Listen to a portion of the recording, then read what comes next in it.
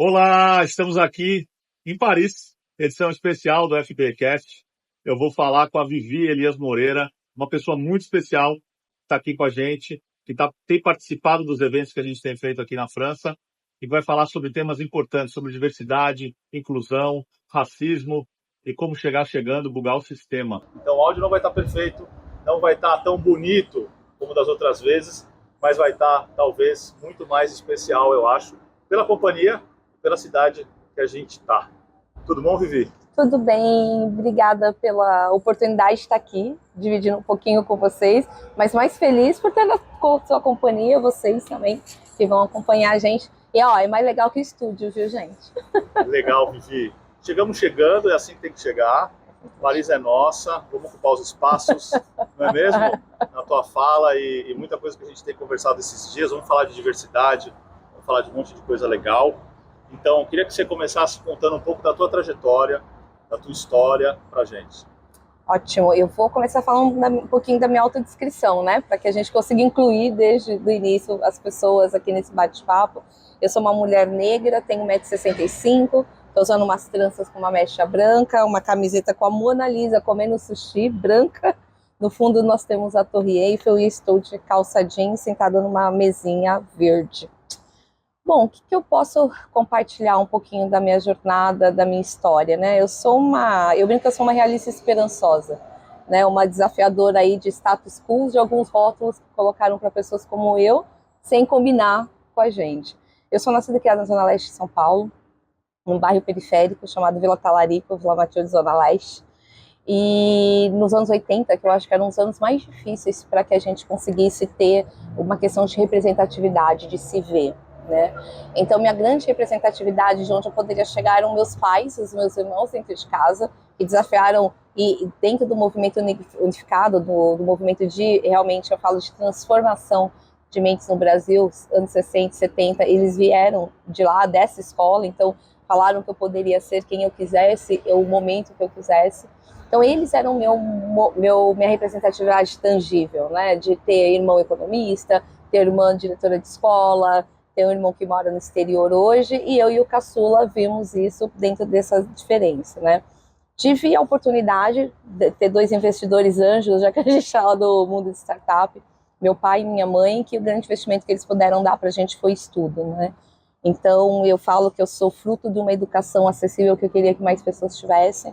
Eu fui bolsista de um colégio particular até a 8ª série, que fez total diferença na minha jornada, para o bem e para o mal também, porque existem dores que foram construídas naquele ambiente, mas que hoje talvez eu consiga entender que eram dores, e na época a gente se adaptava ao ecossistema que a gente participava por sobrevivência.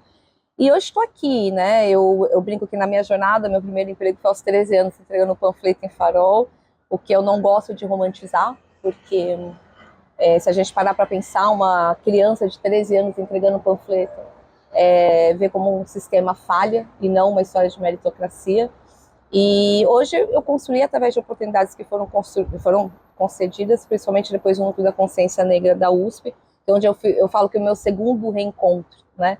Porque foi lá que eu consegui prestar vestibular, foi lá que eu consegui ver outras pessoas pretas, biólogas, médicas, químicas, e me deram mais empowerment, vamos dizer a palavra em inglês, odeio, mas mais empoderamento para conseguir falar assim, Viviane, vai que tem gente aí bacana que pode conceder oportunidade para você. E hoje estou aqui, conselheira de empresas, head de operações em uma startup de logística reversa ligada à lixo eletrônico, Circular Brain, participando de muito congresso, muita palestra, muito evento, tentando gerar mais oportunidades para as pessoas como eu. Tentei resumir, hein? Que eu falo aberto. Não, você falou super bem, uma trajetória linda, uma história inspiradora, maravilhosa. Eu vou ficar aqui retomando esse tema muito importante, Vivi, porque a trajetória, ela é o maior exemplo, assim, ela é o que talvez guia a pessoa que também quer traçar um caminho, melhor do que a gente ficar teorizando, melhor do que a gente ficar imaginando cenários, é conhecer as histórias reais, as dores reais, né, como você trouxe, assim.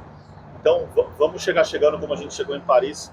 Por que o Brasil demorou tanto para acordar para a questão racial, ou acho que talvez ainda nem tenha acordado? Marcelo, acho que o grande ponto é que a gente não conhece a nossa história, né? O Brasil ele foi construído quando a gente começou a entender que a gente foi construído, na verdade, entendendo a história do lado do colonizador, não do lado do colonizado, literalmente. Então a gente foi criando alguns blocos de entendimento que foram eternizados e muitas vezes passados até para a gente, quanto população negra, né? Eu acho que um dos grandes mitos que eu tento quebrar o tempo inteiro é o mito da Princesa Isabel, né? Eu falo que o problema do movimento negro unificado, mas do combate ao racismo no Brasil, ele tem data, ele começou no dia 14 de maio. Né? 13 de maio não é uma data de celebração, muito pelo contrário, pelo menos para o meu povo. Então, quando a gente tem essa visão de conhecer a história e começar a ouvir a história do lado de quem foi colonizado, a gente começa a entender aonde o Brasil falha em sistema. Só que eu também gosto de trazer um recorte muito importante. Até 1990, 80, a gente tinha poucos polos aonde a gente conseguia consumir essa informação de uma forma verídica. 2024, não. 2024, basta você sentar com qualquer pessoa do movimento negro, ou mesmo que não seja ativista, e se você também não está numa zona de conforto, você pode googar. Tem livros, tem informação. Ah, não quero ouvir isso de uma outra pessoa preta? Ó, lê Laurentino Gomes, está ali a história contada, escravidão 1, 2, 3. E a gente reencontrou tanta coisa, revisitou tanta coisa, né? Pois é. Enquanto o brasileiro não entender que a sua história é uma história que vem de uma base negra, que foi sufocada, a gente vai continuar patinando nessa questão racial do Brasil. Né? Um outro ponto que eu gosto muito de tirar o mito, né? Ah, somos contra cotas, cotas é favorecer, cotas separam mais a gente. Gente, cota é uma reparação temporária, né? Principalmente porque os primeiros cotistas do Brasil, historicamente comprovados, não foram os negros. Os primeiros cotistas foram as pessoas que vieram de outros lugares do mundo, menos de África, que a gente não veio porque a gente quis. A gente veio, inclusive, nem sendo considerado gente. Então, essas pessoas que receberam cotas, espaços, para ter acesso à educação, ter acesso à terra, os filhos poderiam acessar. Quer ver um marco importante? Que é muito louco isso. Quando a gente teve a primeira mulher no Brasil formada em medicina, eu, quanto população preta, não podia entrar na escola para estudar. Quando a gente vê esses gaps históricos, a gente começa a entender, peraí, eu tenho que fazer minha parte. E uma parte importante são as cotas para proporcionar acesso. A gente não está pedindo o resto, a gente está proporcionando acesso, oportunidades. E isso vem cerceando a gente de espaços como esse. Né? Então, quando eu chego aqui num país europeu, que tem os seus problemas também raciais, mas que é comum eu chegar em espaços de escritório, espaços como esses, ou espaços que eu acesso e ver pessoas parecidas comigo, é um marco. Para mim, é a normalidade. E hoje eu sei que eu vivo numa anormalidade no meu país. Quando eu chego num shopping muito equivalente daqui, normalmente eu sou a única e sou confundida, ou com a babá do meu filho, ou numa situação de desvio. Então, assim, para mim, minha opinião, e para quem está atuando, estuda muito sobre essa questão, enquanto a gente não entender a nossa história, a gente não consegue fazer correções plausíveis. E não fazer correções plausíveis é continuar perpetuando o que a Princesa Isabel está fazendo, só em modos atualizados. Só atualizando para 2024. Vivi, estamos numa terra que ficou conhecida pelo iluminismo, pelas ideias, fez uma revolução, mas não acabou com a escravidão nas colônias. Né? Então a gente vive, parece que nesse encontro, né, do que é moderno, do que é passado, do racismo estrutural, da luta pela diversidade. A gente está ainda vivendo essa luta no Brasil. Né? As ideias vêm, mas elas não ficam. Né? Acabaram com o rei, mas continuaram com a escravidão. Né? O Haiti se rebelou e foi dizimado. Então eu queria que você falasse um pouco sobre isso. Parece que a gente está sempre brigando com a história. Né? A gente corre o risco de repeti-la, as coisas não avançam na velocidade que a gente quer. Exatamente. Como é que você vê isso? Marcelo, eu vou te falar uma coisa, e me dói muito falar, que a gente tem um contexto de história seletiva. O que eu chamo carinhosamente de conceito de história seletiva? Será que eu posso ter um carinho por esse conceito? A gente escolhe quem a gente quer ter empatia, de forma coletiva mesmo. Né? Então, quando a gente tem uma história que já comprovou que a gente teve desvios, impactos, vidas quebradas, jornadas interrompidas, de uma série, não estou falando de um, duas, não, estou falando de milhões, milhares de pessoas pelo mundo, a gente precisa aprender com o nosso passado, para não repetir, né, no presente e não perpetuar no futuro. que a gente está fazendo aqui agora é selecionando quem a gente vai aplicar essa equação. Então, pelo mundo, quando a gente compara refugiados afegãos, o acolhimento, e aqui é importante falar, a gente não está comparando dor, quem sofre mais é uma dor, Perfeito, né? perfeito. Mas quando a gente vê uma comoção no nosso país para receber refugiados afegãos e não vê da mesma forma a comoção com refugiados haitianos, a gente vê que a empatia tem cor. Então, eu vejo muitos programas de empregabilidade, né? Vamos trazer refugiados de outros países, enfim. Eu já presenciei processo seletivo, onde não, a gente quer um refugiado afegão para recepção, mas a gente vai trazer uma menina de olho claro, cabelo mais liso. Ela falou outro idioma. Eu falei, por que não pode participar uma haitiana, por exemplo? Que também fala outro idioma. Ah, não, Vivi, porque é recepção. Tá, mas e qual é o problema? Então, quando a gente começa a criar rótulos para criar empatia, a gente faz a separação. E é por isso que a gente perpetua o que está acontecendo hoje. Né? A gente tem uma empatia seletiva em situações muito tranquilas. Por exemplo, a gente está vendo o que está acontecendo no Rio Grande do Sul agora. A gente sabe que a gente tem que ajudar a população do Rio Grande do Sul como um todo. Mas faz parte da população do Rio Grande do Sul quilombos. Alguém está perguntando o que está acontecendo nos quilombos? Está chegando acesso aos quilombos? E o que está chegando? É viável? Povos originários. A gente tem uma comunidade que tem suas necessidades também. Só que eu não posso, eu como uma cidadã paulistana, que frequento lugares de tomada de decisão ali naquela região do condado, decidir o que uma população quilombola quer ter, precisa ter, para que ela tenha a empatia necessária. Assim como povos originários. Então, é um mecanismo muito louco que a gente criou e a gente normalizou isso de uma tal forma que a gente escolhe realmente de modus operandi, às vezes até inconsciente. Não dá para falar que, poxa, eu nunca pensei desse ângulo. Quer ver uma coisa que eu particularmente não gosto? Odeio. Eu faço trabalho muito social na comunidade, né? Então, estou com as crianças da comunidade, vou lá na favela, estou o tempo todo fazendo muita coisa e projeto com eles. Então, às vezes a gente fazia doação, enfim, e o que chegava? Roupa rasgada, roupa suja, enfim. E eu fico pensando, eu entendo o seu período de doação, eu entendo o seu carinho em fazer esse processo, mas seu filho usaria isso? Você usaria esse item que você está doando? Para você, doar é um ato de dar para ajudar, ou doar é um ato para postar no Instagram que você o fez? Eu não gosto, por exemplo, quando a gente faz algumas doações, eu coloco sempre o mesmo rótulo da pessoa recebendo a doação. Repare que sempre o rótulo é pessoas pretas, normalmente sujas, com crianças pretas, sem dente, roupas rasgadas, roupa de deputado, enfim, segurando uma cesta básica, segurando um cartão de doação, sempre com um sorriso, como se aquilo tivesse salvado a jornada delas. Ajuda, correção temporária. Mas aquilo não vai salvar a vida dessas pessoas. A comunidade é feita daquelas pessoas, elas estão naquela situação porque elas estão vindo do trabalho de pedreiro, do trabalho de diarista, do trabalho de cuidador de lar. E a gente enfatizar esse rótulo dessas pessoas é contribuir para que esse esquema, a roda gire dessa maneira. Ah, Vivi, então como que a gente faz isso? Primeiro pergunta, vocês estão confortáveis em aparecer dessa forma? Vocês querem se arrumar? Vocês querem se posicionar?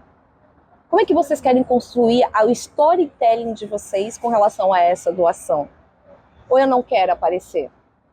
Então, quando a gente começa a ouvir essas vozes de uma maneira construtiva, quando a gente consegue entender que a nossa empatia, né? Eu estou trazendo doação, mas isso acontece, por exemplo, com a diversidade e inclusão. Ah, eu vou criar um programa de inclusão de estagiários para jovens pretos e eu vou dar um curso de inglês. Aonde? A 10, 20 quilômetros da casa dele, que ele demora 3 horas para chegar. Cara, você não está incluindo ninguém. Você está fazendo, de repente, um processo que na sua cabeça é ok. E ele não vai. E aí vem o rebote. Ah, eu tentei fazer, mas não veio. Olha, eu fiz o curso de inglês, mas ele nunca apareceu. Te ouvindo falar, Vivi, eu vejo muito a questão de se colocar no lugar do outro. E também tem uma certa, vamos colocar assim, uma certa idealização, tem um certo fetiche da imagem, né? E eu acho que na tua fala você coloca um pouco assim, isso também é uma forma de controle. Sem dúvida.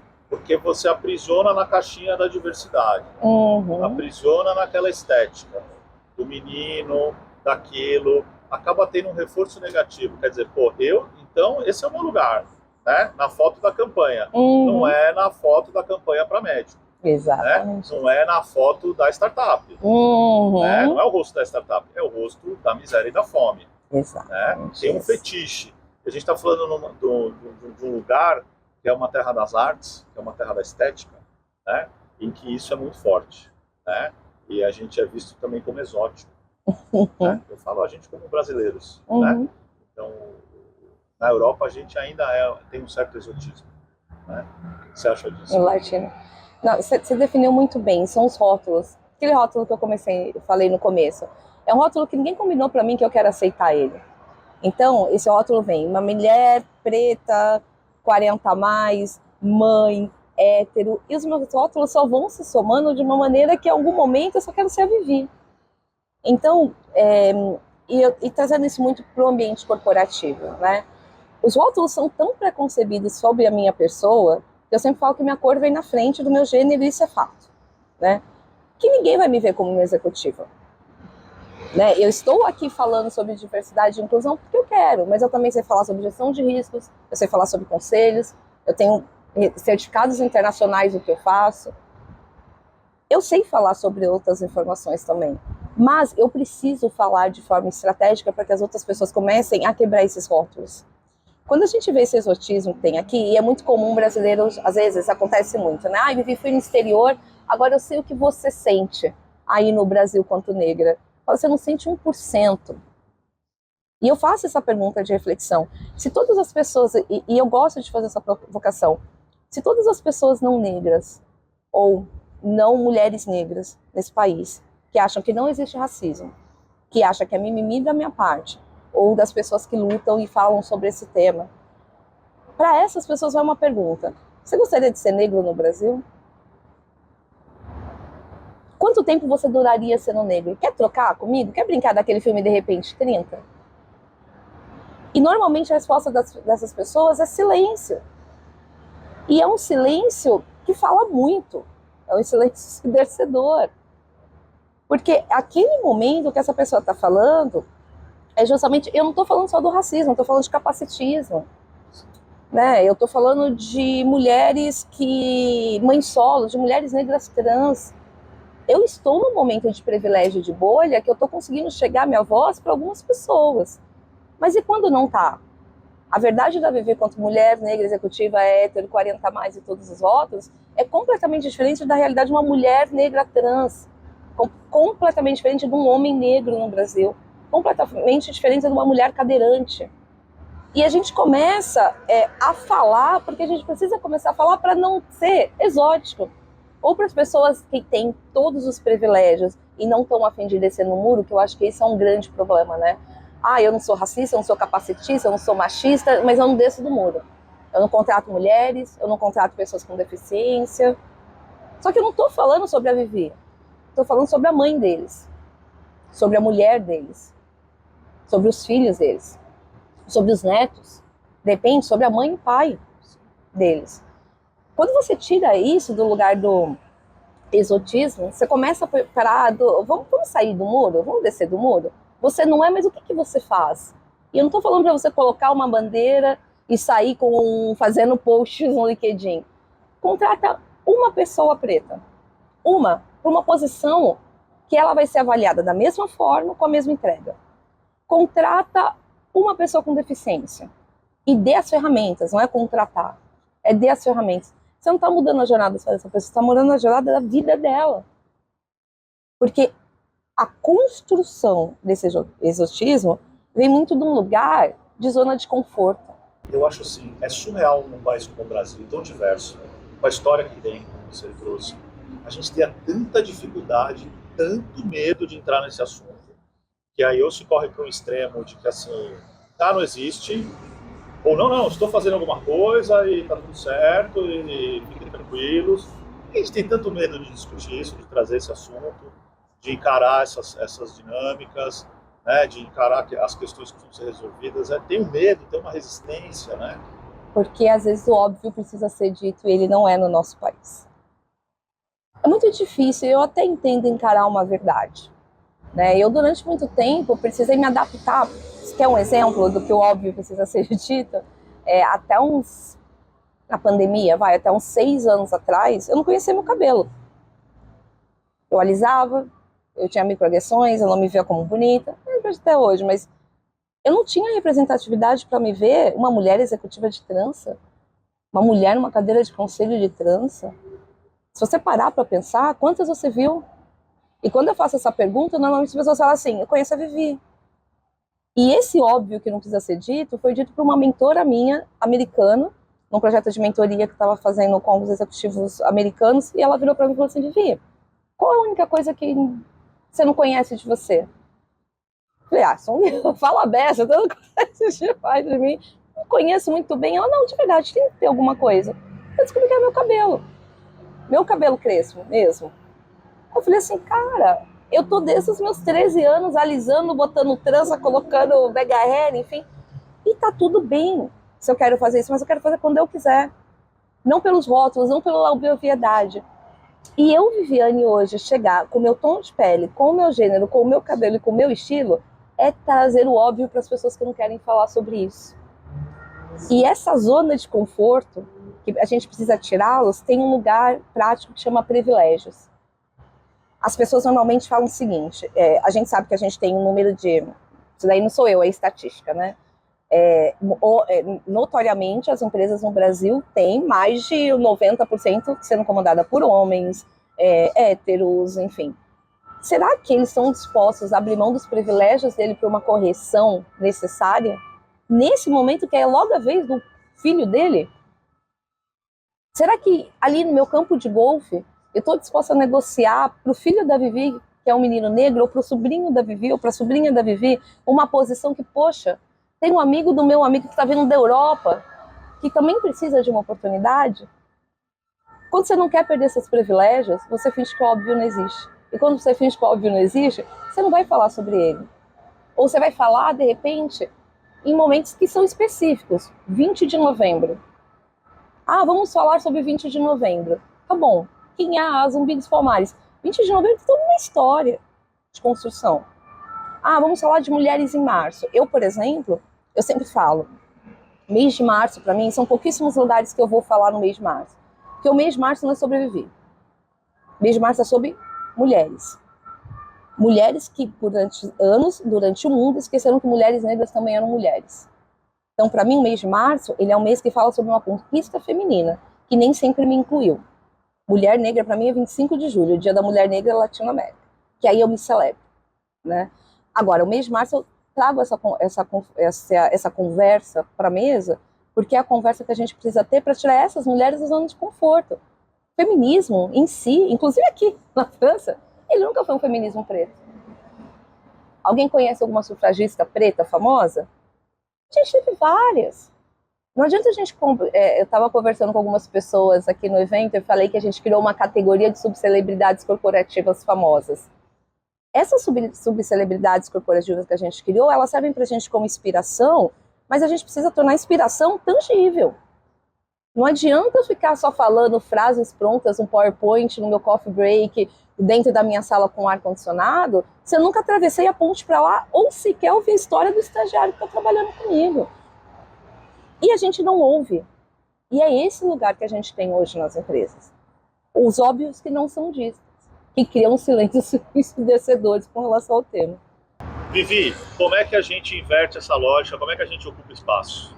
Comunicação, inteligência, batendo na porta ou chutando a porta também? Que eu acho que vale. Eu acho que a gente precisa chutar mais portas, mas a gente precisa chutar mais portas com estratégia.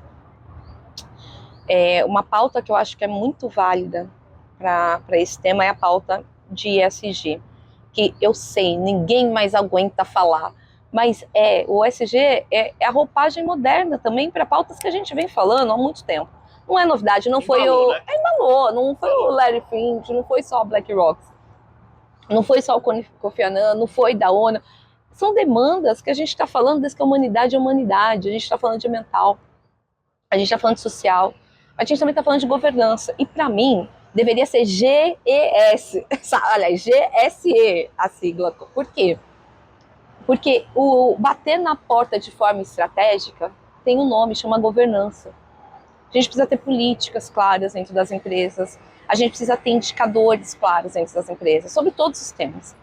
Bem que a gente está trazendo aqui essa questão de diversidade e inclusão.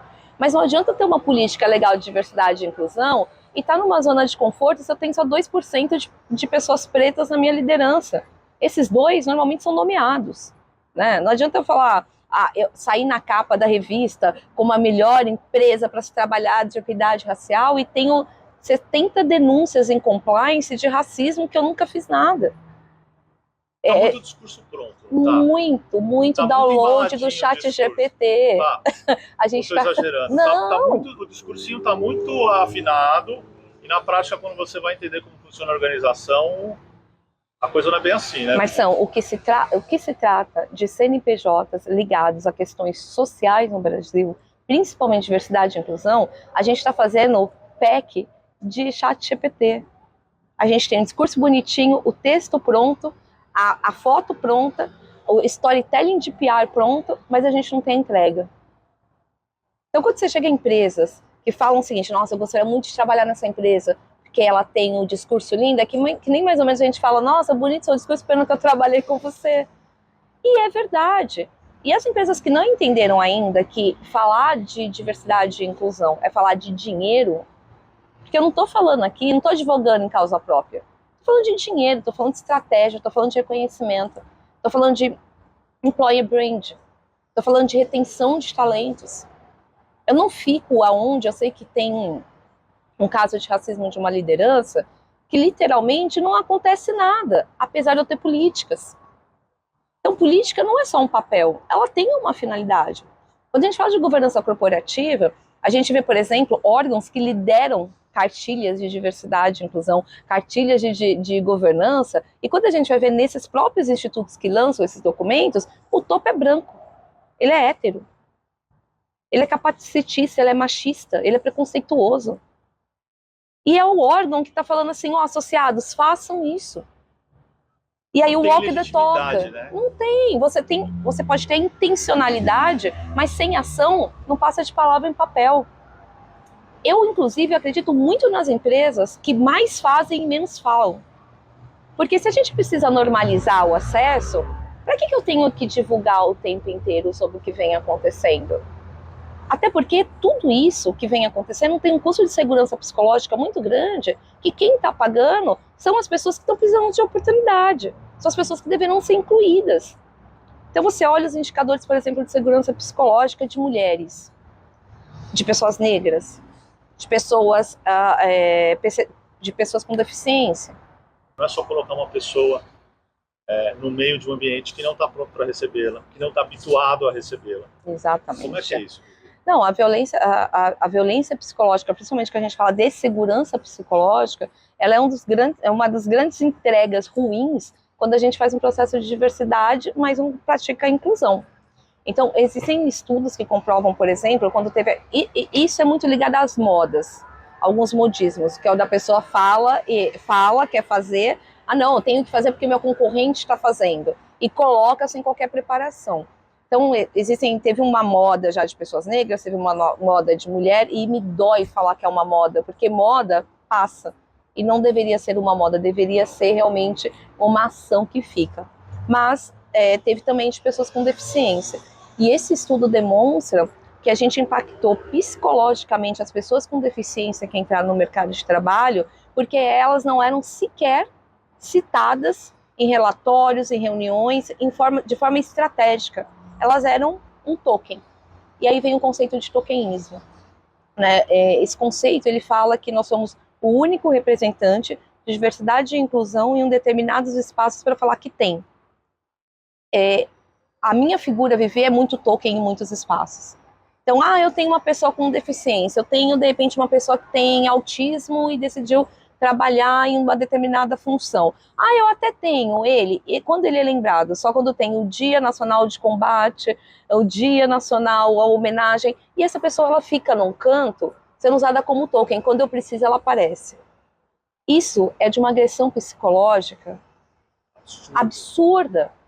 Porque é um objeto. a pessoa é um objeto. É um fetiche, né? Aquela coisa para dizer que tem, para inglês ver, né? Exatamente. A gente tá em Paris, vamos usar essa metáfora, né? Exatamente. Pra você ter uma ideia, tem um termo para isso, chama diversity washing, que é um termo que no Brasil foi cunhado pela Liliane Rocha, da Gestão Caróis, e ele fala sobre o washing, né? O eco-washing. A gente tem lá, a gente finge que tem as latinhas, as lixeiras coloridas, mas não ensina ninguém a descartar. Diversity washing é isso. Eu finjo que eu tenho uma diversidade, mas eu não aplico no meu dia a dia. E o principal impacto nisso é na segurança psicológica, e não é só da pessoa que está ali, é da família dessas pessoas. Que a gente chega chorando em casa, a gente chega mal em casa. Né? Você tratar com uma ausência de uma situação de preconceito racial, e é que a gente não tem tempo, porque eu poderia te dar exemplo de várias que aconteceram comigo, não impacta só a Vivi. Impacta a minha mãe e meu pai, que esperam que eu esteja lá para gerar renda. E muitas dessas pessoas estão falando o seguinte: poxa, se eu perder esse emprego agora, eu não vou conseguir pagar o aluguel, eu não vou conseguir viajar para Paris para fazer o meu curso, eu não vou conseguir pagar um plano de saúde. Se eu perder o emprego, eu pego o plano de saúde do meu filho. E quando eu faço esses processos, você sabe que a pessoa continua vivendo num local de extremo abuso por sobrevivência. O que a gente mudou da época da escravidão? A gente só atualizou. Só mudou o formato, né? A gente só atualizou, e agora a gente tem algoritmos racistas, preconceituosos, que ajudam a me excluir cada vez mais. A gente está falando de tech. O tech é para quem? Tecnologia deve ser meio, nunca fim. E a gente está usando a tecnologia como fim, e um fim para segregar. Até uns 7 anos atrás, eu não tinha meu tom de pele de skin para entrar no metaverso. Eu não tinha. Quando a gente pega, por exemplo, algoritmos racistas, eu não sei exatamente o tempo que lançou esse livro, mas é uma ex-programadora do Google que lançou um livro sobre isso. E quando você pesquisava no Google onde moram os macacos nos Estados Unidos, ia para a Casa Branca, que tinha a família Obama ali. A tecnologia podia ser uma forma da gente entender que os tokens e as seguranças psicológicas, elas precisam acabar. O problema é que quem está programando, quem está fazendo, é a Vivi? Ou são as pessoas que estão naquela zona de conforto, que não querem perder seus privilégios? Esse, para mim, é um grande desafio, que é o chutar a porta com estratégia. Estar aqui hoje é estratégico para mim, para que as pessoas que, de repente, ouçam isso e nunca ouviram falar, entendam que eu não estou pedindo para falar com a Vivi. Eu estou pedindo para agir em prol das Vivis, das pessoas com deficiência, das mulheres trans, da população LGBTQIAP+. A gente tem um mundo de pessoas que querem unicamente viver, não só sobreviver. Eu não quero ser token, eu quero ser uma pessoa. Essa é a minha mensagem. Lindo, Vivi, muito legal. Para a gente encerrar, vou fazer uma pergunta. Você está otimista no futuro? A gente avançou um pouquinho, tem muito para avançar. Está otimista? De repente a tecnologia ajuda um pouquinho se a gente dá uma hackeada nela? Olha, eu sou uma realista esperançosa. Eu não estou otimista. Eu estou tentando colocar o pé no chão para entender onde a gente errou, para tentar mudar um pouquinho. Eu vou te fazer até uma provocação que eu ando fazendo muito esse ano. Eu não quero mais hackear o sistema. Eu sempre falei muito. Se você pesquisar muita coisa de mim, você vai ver que eu sempre estou falando que eu quero hackear o sistema. Mas eu não quero hackear mais nada de sistema. Sabe por quê? Quando você hackeia um sistema, você gera um antivírus. E isso é uma lição que eu aprendi. Se eu hackeio o sistema, eu tenho um antivírus. O antivírus vai lá e conserta e continua no mesmo status. Eu quero bugar o sistema. Quero bugar, porque quando eu bugo, o sistema para de ter o mesmo modus operandi. E para eu bugar o sistema, eu preciso de pessoas que estejam comigo com intencionalidade. Por isso que eu acho que eu estou uma realista esperançosa mais do que otimista. Otimista, talvez, eu estive em 2020, quando a gente teve o boom do George Floyd, e eu achei que finalmente o país que eu amo, que é o meu Brasil, tinha entendido que ele é feito de 56% da população iguais ao George Floyd. Eu achei que ali eu tinha um otimismo. 4 anos depois, os números que eu vejo, o que vem acontecendo no meu país, eu preciso ser realista e esperançosa para bugar o sistema. Porque senão eu vou continuar hackeando e vou continuar inventando antivírus o tempo inteiro. Legal, Vivi. Muito obrigado. Imagina, que agradeço. Fizemos esse FBcast especial aqui em Paris. Tá vindo um ventinho agora, né? Mas tá uma delícia. Estamos aqui nessa sacada, te coloquei nessa sacada. Foi muito legal, Vivi. Obrigado pelas suas palavras. Obrigada. Esse foi o FBcast especial direto de Paris com a Vivi. Muito obrigado. Siga nosso canal e até a próxima. Até.